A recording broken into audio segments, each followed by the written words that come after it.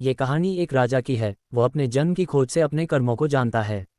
एक ही घड़ी मुहूर्त में जन्म लेने पर भी सबके कर्म और भाग्य अलग अलग क्यों? एक प्रेरक कथा।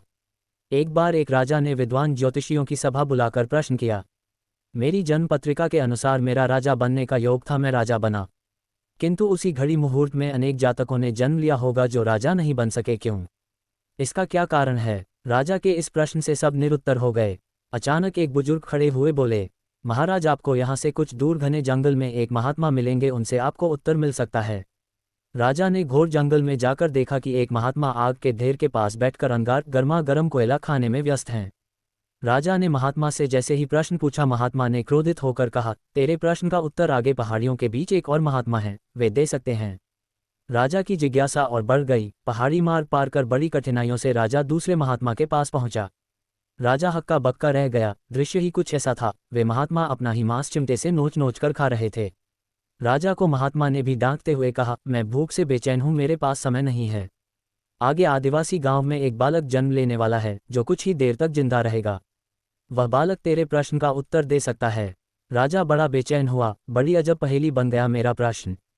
उत्सुकता प्रबल थी। राजा पुनः कठिन मार्ग पार कर उस गांव में पहुंचा। गांव में उस दंपति के घर पहुंचकर सारी बात कही। जैसे ही बच्चा पैदा हुआ, दंपति ने नाल सहित बालक राजा के सम्मुख उपस्थित किया।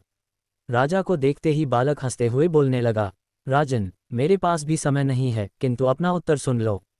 तुम, मैं और दोनों महात्मा 7 जन्म पहले चारों भाई राजकुमार थे। एक बार शिकार खेलते खेलते हम जंगल में 3 दिन तक भूखे प्यासे भटकते रहे। अचानक हम चारों भाइयों को आटे की एक पोटली मिली। हमने उसकी 4 बाटी सेन की। अपनी अपनी बाटी लेकर खाने बैठे ही थे कि भूख प्यास से तड़पते हुए एक महात्मा वहां आ गए। अंगार खाने वाले भैया से उन्होंने कहा, बेटा, मैं 10 दिन से भूखा हूं, अपनी बाटी में से मुझे भी कुछ दे दो, मुझ पर दया करो, जिससे मेरा भी जीवन बच जाए। इतना सुनते ही भैया गुस्से से भड़क उठे और बोले, तुम्हें दे दूंगा तो मैं क्या खाऊंगा, आग, चलो भागो यहाँ से। वे महात्मा फिर मांस खाने वाले भैया के निकट आए, उनसे भी अपनी बात कही, किंतु उन भैया ने भी महात्मा से गुस्से में आकर कहा कि बड़ी मुश्किल से प्राप्त ये बाटी तुम्हें दे दूंगा तो क्या मैं अपना मांस नोचकर खाऊंगा। भूख से लाचार वे महात्मा मेरे पास भी आए, मुझसे भी बाटी मांगी, किंतु मैंने भी भूख में धैर्य खोकर कह दिया कि चलो आगे बढ़ो, मैं क्या भूखा मरूं। अंतिम आशा लिए वो महात्मा, हे राजन, आपके पास भी आए, दया की याचना की। दया करते हुए खुशी से आपने अपनी बाटी में से आधी बाटी आदर सहित उन महात्मा को दे दी।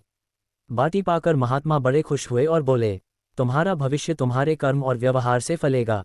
बालक ने कहा, इस प्रकार उस घटना के आधार पर हम अपना अपना भोग भोग रहे हैं।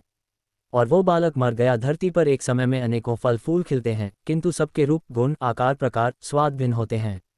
राजा ने माना कि शास्त्र भी 3 प्रकार के हैं, ज्योतिष शास्त्र, कर्तव्य शास्त्र और व्यवहार शास्त्र। हर जातक अपने किए कर्मों का ही फल पाता है। जैसा दिया वैसा पाया, यही है जीवन। सोचिए, जब गलत पासवर्ड से एक छोटा सा मोबाइल नहीं खुलता, तो फिर गलत कर्मों से स्वर्ग जन्नत के दरवाजे कैसे खुलेंगे।